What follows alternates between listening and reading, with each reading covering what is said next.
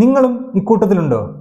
അതായത് ഒരു പനിയോ അല്ലെങ്കിൽ ഒരു ജലദോഷത്തിന്റെയോ കാഠിന്യം കുറയുമ്പോൾ നിങ്ങൾ കഴിക്കുന്ന ആന്റിബയോട്ടിക്സ് ഉടനെ തന്നെ നിർത്താറുണ്ടോ? അങ്ങനെയാണെങ്കിൽ the answer is big no. കാരണം നിങ്ങളൊരു ആന്റിബയോട്ടിക് സ്റ്റാർട്ട് ചെയ്ത് കഴിഞ്ഞാൽ ആദ്യത്തെ 1-2 ദിവസം കൊണ്ട് തന്നെ നിങ്ങളുടെ ശരീരത്തിലുള്ള ഏറ്റവും വീക്കസ്റ്റ് അല്ലെങ്കിൽ ഏറ്റവും ശോഷിച്ച ബാക്ടീരിയ ആയിരിക്കും അതാദ്യം കൊല്ലുക. പിന്നീട് ഒരു 3-4 ദിവസം കൊണ്ട് തന്നെ നിങ്ങളുടെ ശരീരത്തിൽ ലക്ഷണങ്ങൾ അല്ലെങ്കിൽ സിംറ്റംസ് ഒക്കെ കുറയാൻ തുടങ്ങും. ഉടനെ തന്നെ നിങ്ങൾ ആ ആന്റിബയോട്ടിക് കഴിക്കുന്നത് നിർത്തിയാൽ നിങ്ങളുടെ ശരീരത്തിൽ ഏറ്റവും സ്ട്രോങ്ങസ്റ്റ് ആയിട്ടുള്ള ബാക്ടീരിയ അവിടെ തന്നെ ഉണ്ടാവും. അത് പിന്നീട് പെരുകാനും തുടങ്ങും. നിങ്ങളൊരു ആന്റിബയോട്ടിക് കോഴ്സിനിടയിൽ പെട്ടെന്ന് നിർത്തി കഴിഞ്ഞാൽ ചിലപ്പോൾ ആന്റിബയോട്ടിക് റെസിസ്റ്റൻസ് വരാൻ സാധ്യതയുണ്ട്. അതായത് ഈ സെയിം മരുന്ന് അടുത്ത തവണ ഉപയോഗിച്ച് കഴിഞ്ഞാൽ ചിലപ്പോൾ നിങ്ങളുടെ അസുഖം മാറണമെന്നില്ല, അല്ലെങ്കിൽ ആ മരുന്നിന്റെ എഫക്റ്റ് കിട്ടണമെന്നില്ല.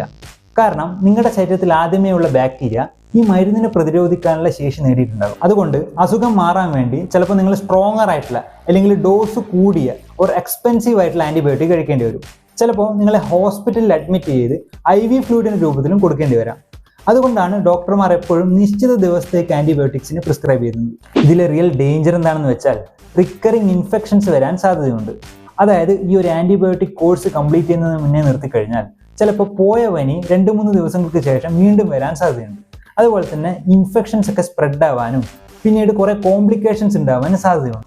പലർക്കും ഇതുവഴി urinary tract infection, throat pain, pneumonia ഒക്കെ വന്ന കേസുകളും ഉണ്ട്. സോ ഞാൻ പറഞ്ഞു വരുന്നത്, നിങ്ങളുടെ അസുഖം മാറിക്കഴിഞ്ഞാൽ പെട്ടെന്ന് നിർത്താൻ ഇത് പെയിൻ കില്ലേഴ്സ് അല്ല. ഈ ആന്റിബയോട്ടിക്സിന്റെ ഉപയോഗം പെട്ടെന്ന് നിർത്തുന്ന വഴി നിങ്ങൾ ഒരിക്കലും സ്മാർട്ടർ ആവില്ല.